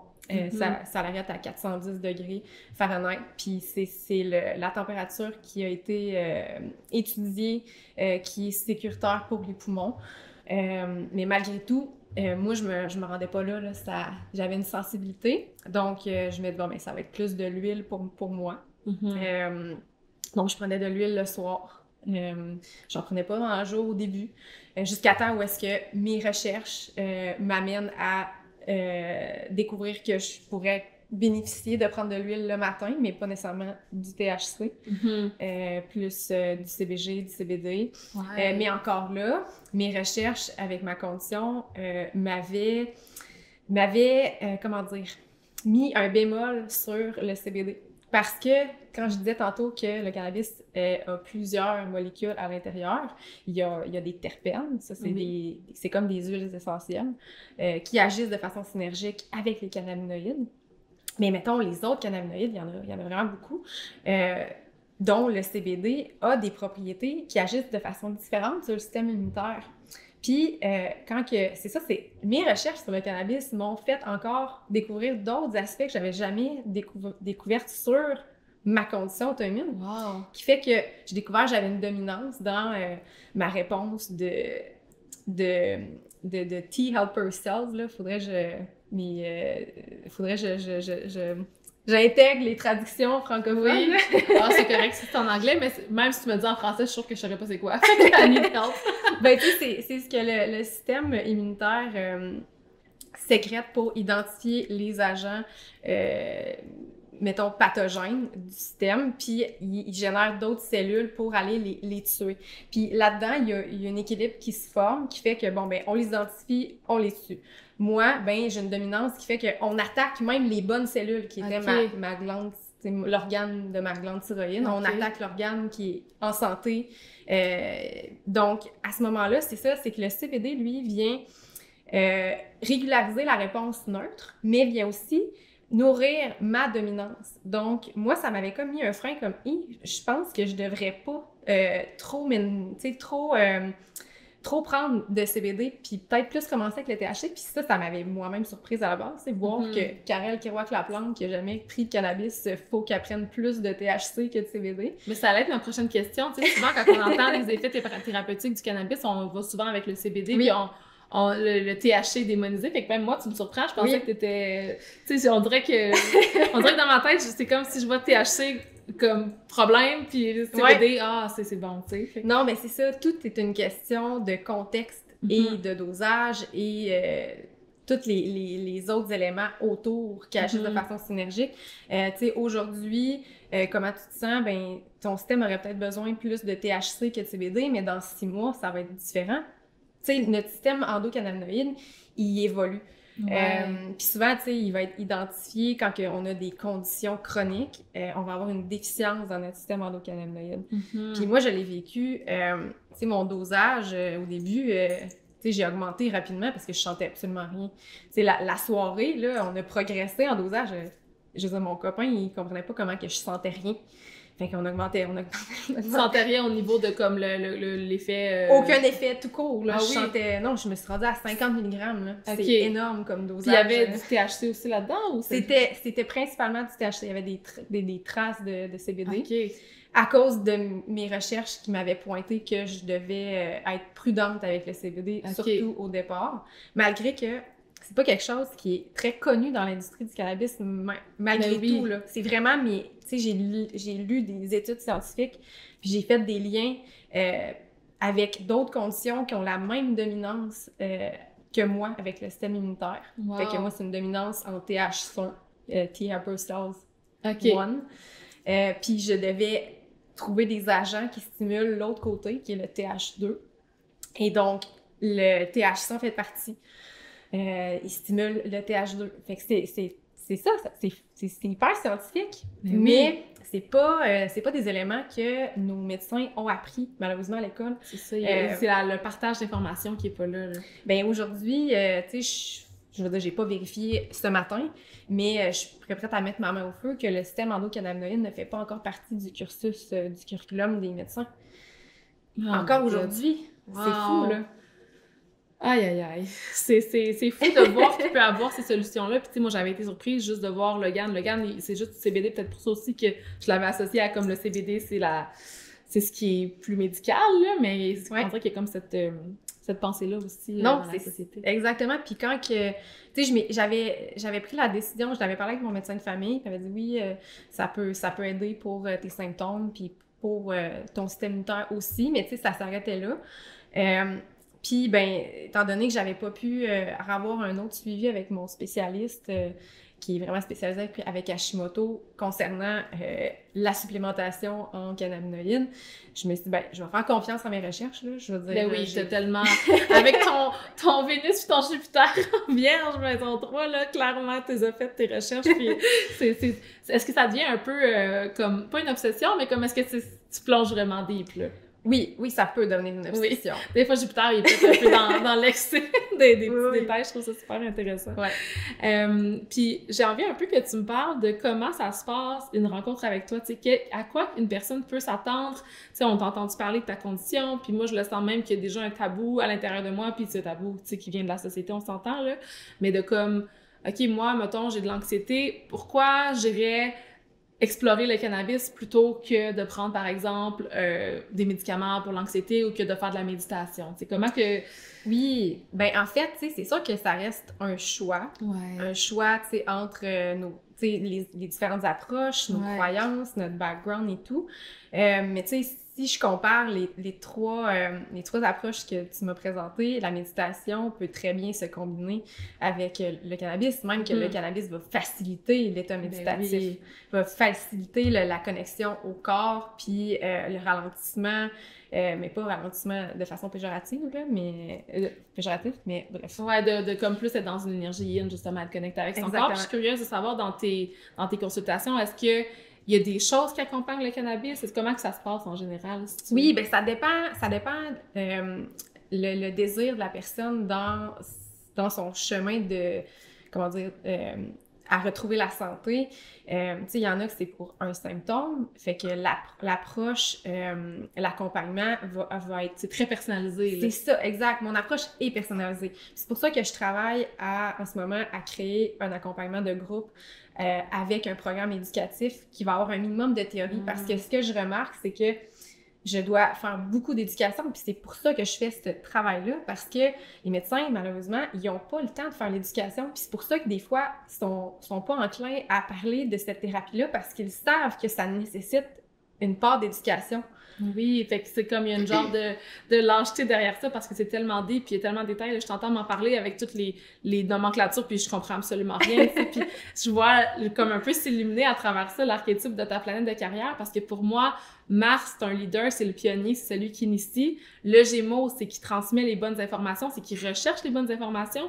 Ces informations-là sont invisibles avec la maison 12, sont comme, faut vraiment que tu veux le voir. C'est ça, exactement. C'est comme un côté qui est caché un peu de la société aussi, puis que personne n'en a aucune idée, là. Oui, puis parce que, tu sais, puis à la défense du système médical, je comprends quand même. Puis tu sais, ça s'applique pas juste au cannabis, mais tout ce qui est plante, c'est plus difficile à doser parce que ce n'est pas une molécule synthétique. On le sait qu'il y a 5 mg, mais 0.0, alors que la plante a plusieurs composantes, comme je disais tantôt, a des terpènes, puis les terpènes, c'est les huiles essentielles du cannabis. Exemple, tu sais, mettons l'huile essentielle du citron, ben pour le cannabis, c'est, ben en fait, c'est le même nom pareil, là, mais c'est le terpène limonène. OK. Puis ça a des effets upliftants sur l'humeur, groundant, un peu anti-anxiété. Donc, combiné aux autres cannabinoïdes du cannabis, ben ça vient comme... Ça agit de façon synergique à aller chercher plus d'effets thérapeutiques. Mais ça, c'est difficilement anticipable pour le système de santé conventionnel. Fait que c'est dur à mesurer. Mais donc, oui. on va mettre de côté. Ouais, c'est ça, parce que sinon, il va falloir extraire les molécules, puis c'est souvent ça le réflexe du Big Pharma. Mais c'est ça, j'allais dire. De toute façon, le Big Pharma, leur objectif, c'est pas de guérir les gens, c'est de faire de l'argent.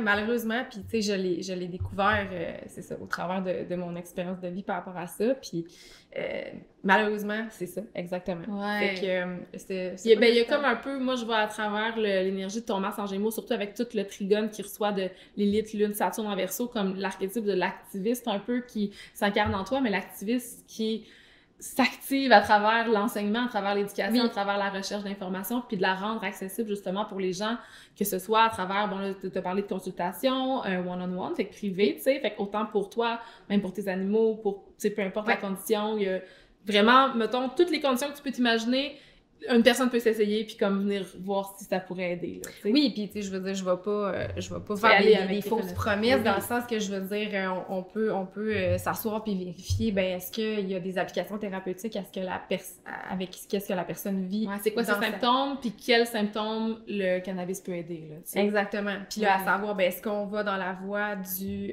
cannabis médical, à obtenir un document médical pour avoir accès à un plus grand éventail de cannabinoïdes, dont, exemple, ce qu'on n'a pas accès au Québec, mais ce qu'on, mettons, à la SQDC, de façon récréative, mais qu'on a accès en Ontario. C'est le cannabigérol, le CBG, puis ça, c'est très anti-inflammatoire, puis c'est vraiment bon pour l'anxiété, puis il n'y a pas d'effet intoxicant. Donc, ça peut être consommé dans le jour, puis ça paraît pas. Puis... Oui, parce que pour les gens, justement, qui ont peur d'être high, tu sais, qui ont peur de ce côté-là du cannabis, il y a des solutions, là. Oui, c'est ça l'affaire. Le cannabis, ce n'est pas le THC en tant que tel, puis même le THC en microdose, c'est un autre... Tu sais, on peut tellement... Mon beau-fils, il y a comme un 0 point quelque de THC dans ce qu'il prend, tu sais, c'est un enfant, là, fait puis... c'est sûr qu'il le sent pas, là. Non. C'est juste pour activer, je pense, la CBD, c'est ça? Ben, c'est ça. En fait, c'est pour permettre d'aller chercher tous les effets thérapeutiques du CBD. Parce que si on prend un CBD avec 0 THC, on pourra pas en bénéficier pleinement. Puis, tu sais, les gens peuvent en être surpris d'entendre ça, mais c'est vrai parce que le CBD n'adhère pas super bien au système endocannabinoïde, va adhérer à d'autres récepteurs, comme, mettons, les récepteurs de la sérotonine. Mais pour adhérer au système endocannabinoïde, il y a besoin d'un peu de THC, d'où le fait, tu sais, la plante le produit naturellement. Exactement. J'imagine que quand tu vas extraire les deux, c'est que tu fais une transformation dans la plante, là. C'est ça, exactement. Fait que, tu sais, pour revenir à ta question de tantôt, mon approche, tout dépendant de ma clientèle, ça dépend vraiment de ce que la personne souhaite. C'est sûr que moi, je vais préconiser vraiment un travail holistique parce que je le sais que la personne va aller chercher plus de bienfaits thérapeutiques, va aller chercher plus que si on reste à, OK, ben la mentalité, si on veut, petite pilule magique pour symptômes, puis pas regarder les autres sphères de la vie. Oui. C'est pas que je suis curieuse puis je veux savoir qu'est-ce que les gens font dans leur vie, mais c'est vraiment, oui, je suis curieuse, point, mais c'est vraiment de pouvoir, ben, d'aller chercher le plus de bienfaits possible puis de façon sécuritaire parce que ça touche à c'est comme si tu sais, tu vas voir le médecin, tu te dis que tu vis de l'anxiété, un petit médicament, tu t'en vas, c'est terminé, mais c'est comme si là, tu te permets d'aller voir la multiplicité des symptômes, du mode de vie, les nuances de la personne, puis je vois beaucoup l'archétype du Gémeaux là-dedans, tu sais, qui veut tout comprendre, tu sais, tout connaître les faits pour trouver les meilleures solutions, puis pour prendre action avec Mars, puis pour ça, ça demande d'investiguer, puis l'archétype de l'investigatrice est très là dans ton Mars en Gémeaux maison 12, c'est d'aller dans justement ce qu'on voit pas, ce qu'on sait pas, pour pouvoir creuser, comprendre, puis ensuite prendre action, tu sais, puis inclure ça dans notre vie. Puis là, tu sais, je sais que tu le fais en consultation, mais là, t'as des programmes qui s'en viennent, t'as comme... Parle-moi donc de ça, là. Oui. Ben, juste pour terminer sur mon approche, tu sais, c'est parce que il y a tellement de façons de combiner, de combiner les bienfaits. Tu sais, c'est comme tu disais, tu sais, aller à la source, tu sais, mon travail, c'est d'aller à la source, puis le cannabis peut aider à aller à la source, parce que ça révèle les sensations dans notre corps, tu sais, ça vient en fait, un peu comme les psychédéliques, ça interrompt le réseau du mode par défaut, qu'en anglais, on appelle le Default Mode Network, puis ça, c'est tous les automatismes dans notre vie. Ouais. Tu sais, comme nos habitudes, puis sans même qu'on fait, sans même penser. Puis en interrompant, tu sais, on peut penser que ça peut être négatif, mais non, c'est plus de comme, OK, je prends une pause, puis j'observe, puis qu'est-ce que je fais, pourquoi je le fais, puis là, c'est là qu'on prend conscience de, OK, ça vient de là. Puis c'est pour ça que... Ça. Le cannabis nous aide à prendre conscience. Exactement.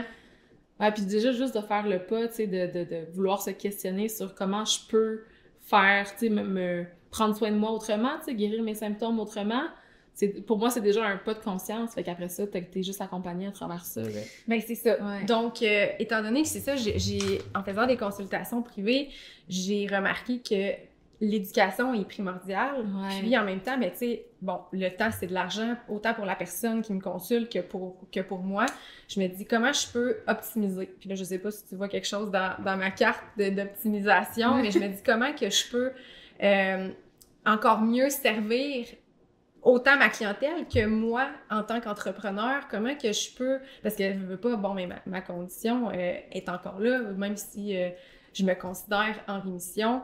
Je veux dire, on a... un mode de vie plus lent, plus careful. Ben, c'est ça, c'est que je veux maintenir, tu sais, le choix de devenir entrepreneur, c'est de pouvoir maintenir une vie saine, tu sais, de pouvoir continuer d'intégrer le mouvement à ma vie, continuer de prendre soin de moi, puis d'être équilibrée dans mon mode absolument, de vie. Là. Puis c'est ça que j'enseigne, donc je prêche qu'est-ce que j'enseigne. C'est ça.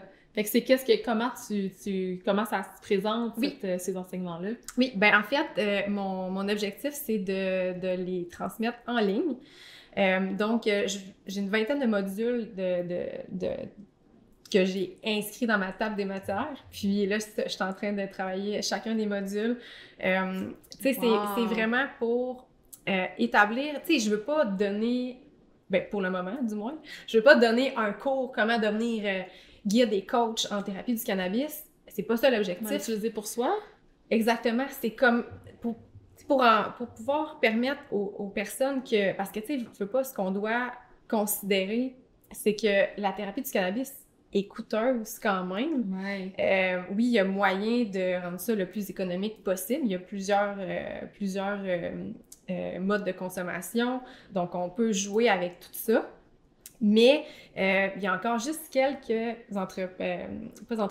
quelques assurances qui les couvrent, puis ça dépend du contrat. Donc, je suis sensible à ça parce que je suis passée par là. Tu sais, c'est ça. Puis souvent, les personnes qui ont des troubles de santé, mais ils ont investi plein d'argent. Fait que, bon, je charge pour mes consultations, puis en plus, la personne doit payer pour les produits de cannabis. Donc là, je me dis, OK, comment je peux améliorer leur expérience à travers ça pour que ça les incite à vouloir essayer le cannabis, parce que des fois, c'est un frein. Puis malheureusement, des fois, ça peut s'arrêter. Il y a beaucoup de freins quand on pense au cannabis, justement, à cause du manque d'informations, qui fait que juste d'aller consulter quelqu'un pour être accompagné là-dedans, c'est peut-être un peu overwhelming. Fait que de pouvoir transmettre l'information, j'imagine, à plusieurs personnes en même temps aussi, tu sais, c'est comme faire un peu ton changement dans la société. C'est ça, exactement. Donc, la composante de groupe, pour moi, qu'est-ce que je vois, c'est que d'un, on apprend en groupe.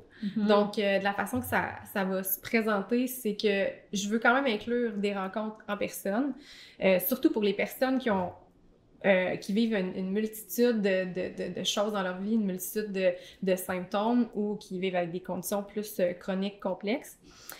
Pour permettre de personnaliser quand même. Pour moi, c'est vraiment un hybride. Comment je peux quasiment donner l'impression de faire une consultation privée, mais que ça se fasse aussi en groupe pour... C'est ça, la portion éducation, que tout le monde puisse la recevoir en même temps, exact. Mais que le service personnalisé puisse être plus individuel puis adapté à chaque personne, tu sais. Exactement. Ouais, donc, ça me fait penser à ce que je fais dans mon astro. Oui. Tu sais, je forme des astrologues, on apprend ensemble, mais après ça, tu sais, on fait du mentorat, puis tu sais, fait que c'est comme un peu la même chose. Oui, c'est vraiment très cool. Puis je trouve ça intéressant parce que tantôt, quand tu parlais d'efficacité, ben pour moi, Vénus, Jupiter en maison 3, la maison 3, c'est comment on communique, puis c'est aussi avec qui qu'on côtoie, c'est avec qui qu'on a des échanges, puis je vois vraiment cette énergie-là de Jupiter qui est comme, OK, dans le global, j'ai envie d'éduquer, de permettre aux gens de comprendre, d'investiguer comme moi je l'ai fait, mais à travers moi, d'une certaine façon, en incarnant un peu l'archétype de l'enseignante, puis dans comme toutes les multiples facettes de qui ils sont, sans que ce soit nécessairement spécifique, tu sais, il y a comme une grande ouverture, une grande nuance dans ce que tu partages, je trouve ça tellement beau. Ben, wow! Fait que si, mettons, on veut comme en savoir plus, on veut comme peut-être s'inscrire à ça, comment ça fonctionne? C'est quoi le plan, là? Oui, ben pour l'instant, j'ai mon site web qui est disponible, puis je vais te transmettre un lien. Ouais, tout dans la barre d'infos, ce que Karel va nommer, là, ça va être à cet endroit. Oui, fait que j'ai mon site web. J'ai aussi les réseaux sociaux, mais que je vais commencer sous peu à publier du contenu, à être plus active.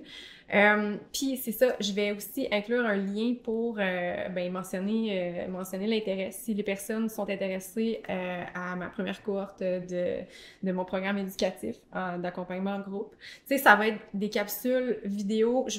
Mon objectif, c'est de rendre ça le plus digeste possible. Donc, parce que je sais que les gens sont occupés, qu'on est dans une société qui va vite, même quand on veut ralentir au maximum. Donc, c'est ça. Fait que des capsules vidéo, ça va inclure des suivis en groupe pour répondre aux questions. Il va y avoir aussi un espace de groupe privé pour poser des questions, pour en même temps partager l'évolution, comment qu'on vit, exactement, comment qu'on vit la thérapie. Sentir soutenu, là. Exactement. Je veux vraiment que ça soit, c'est ça, tu sais, un petit cocon qu'on se sent sécuritaire, qu'on se sent soutenu, supporté. Puis ben au travers de ça, 3 rencontres, 1 à 1. Ben du moins c'est ça, je vais peut-être l'offrir, tu sais, de façon autonome aux personnes qui se sentent plus autonomes dans leur apprentissage. Oui, c'est ça. Il y en a pour différents types de personnes. Des personnes qui aiment mieux être accompagnées. C'est très énergie de ton ascendant cancer, je vais prendre soin de toi. Oui, des personnes qui vont recevoir l'information, l'énergie de ton Mars en Gémeaux. Oui. Puis je trouve ça intéressant parce que je sais pas c'est quoi un peu ton timeline avec ça. Puis je pense que tu te permets aussi de ralentir puis d'écouter ce qui est présent pour toi. Mais je vois qu'en ce moment, tu sais, vu qu'on a Jupiter qui est en Gémeaux dans ta maison 12, je te disais que c'est une expansion de carrière. Mais dans Mars, en Gémeaux maison 12, c'est comme... J'écris, je fais des recherches comme dans l'invisible un peu, en background, puis je suis en train de comme, prendre action puis monter ça tranquillement. Oui, c'est vraiment ça. C'est Jupiter qui va être là jusqu'à juin prochain. Fait qu'on dirait que j'ai l'impression que le transit de Jupiter en cancer, je dis ça de même, là, je te mets pas de pression, je t'oblige à rien, mais Jupiter en cancer dans la maison 1, c'est comme, OK, l'archétype de la mère, de celle qui prend soin, est là comme un peu dans ton énergie. Fait que, genre, oui, j'aime ça que tu le nommes parce que mon but, c'est vraiment d'autonomiser les personnes, tu sais, moi, je me suis sentie empuissancée d'apprendre, de comprendre, puis ensuite de pouvoir personnaliser ma propre consommation, ma propre utilisation du cannabis de façon intentionnelle, thérapeutique, puis sécuritaire, puis c'est possible, même si on veut pas devenir une praticienne en santé holistique, par exemple. Oui, absolument, tu sais, on peut le faire pour soi, puis juste avoir un outil de plus au final, tu sais, puis un outil qui change des vies, là, comme on peut le voir pour toi. Là. Oui, puis c'est que comprendre pourquoi ça fonctionne, mais ça l'aide à faire le chemin de... Puis à s'ancrer, à s'affirmer justement dans sa vision, puis à reprendre son pouvoir, puis exactement. Ça pour moi c'est vraiment une belle image d'un transit qu'on vit en ce moment, pas exactement en ce moment parce que Pluton est en rétrograde, mais on a commencé Pluton en Verseau en janvier dernier, puis l'énergie de Pluton en Verseau pour moi c'est de venir tout déconstruire les idéologies de la société pour les reconstruire dans quelque chose qui est un peu qui sort des normes. Tu sais, puis toi, évidemment, ça c'est dans ta maison 8, fait que j'ai l'impression que tes 20 prochaines années, les années dans lesquelles Pluton va être dans ta maison 8, que tu vas agir comme un peu comme une figure de pouvoir au niveau de la transformation de ces idéologies-là tabou avec ta maison 8. Fait que j'ai juste envie de dire que les personnes qui se sentiraient appelées par ça aujourd'hui, ben regardez, il est où le transit de Pluton dans votre carte du ciel? Pluton en Verseau, j'ai l'impression que ça va amener dans notre société beaucoup d'ouverture sur tout ce qui est les plantes, les psychédéliques, mais aussi tout ce qui est un peu rejeté de la société. C'est comme si maintenant on laisse de la place à comme les différentes opinions puis à ouvrir notre esprit. Oui, ben c'est ça que j'invite les personnes à faire, à être curieux, à s'intéresser puis à développer leur esprit critique. C'est ça que j'enseigne dans mes accompagnements aussi, c'est à aller au-delà de ce qu'on se fait dire, tu sais, justement, aller vérifier qu'est-ce que je vous dis. Puis pour moi, c'est une belle forme de comment, une belle expression de comment cette opposition de pleine lune que tu as dans ta carte du ciel se présente dans ta vie, parce que j'ai l'impression que souvent, quand on est dans juste notre soleil, juste notre lune, comme l'énergie de ton soleil en lion, qui est comme choisi avec mon cœur, l'énergie de ta lune en Verseau qui s'ouvre l'esprit pour comprendre, c'est comme si tu l'as réglé en te permettant justement d'être dans la nuance, puis de pas aller d'un côté ou de l'autre, de pas aller dans la division, dans la séparation, puis de comme l'esprit critique, c'est exactement ça, là, c'est d'être capable de voir tous les côtés puis de savoir ce qui est bon pour soi au final. Là. Tout à fait. Ouais, c'est bien dit. C'est vraiment beau. Merci, Karel. Est-ce qu'il y avait autre chose que tu aimerais ajouter pour la fin de notre épisode? Ben non, mais je veux te remercier. Ben merci à toi.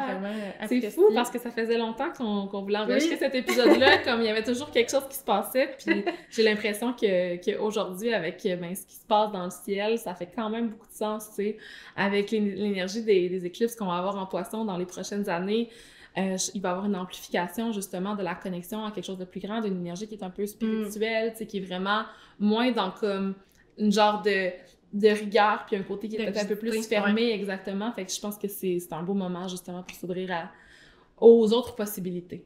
Ben oui, c'est bien dit, puis restez à l'affût. C'est ça, si vous êtes intéressé, ben, allez vous inscrire dans le lien que Maud va déposer. Oui, tout va être dans la barre d'infos si vous voulez aller suivre Karel sur les réseaux sociaux, aller voir son site web ou vous inscrire à la liste d'attente. Merci Karel. Merci Maud.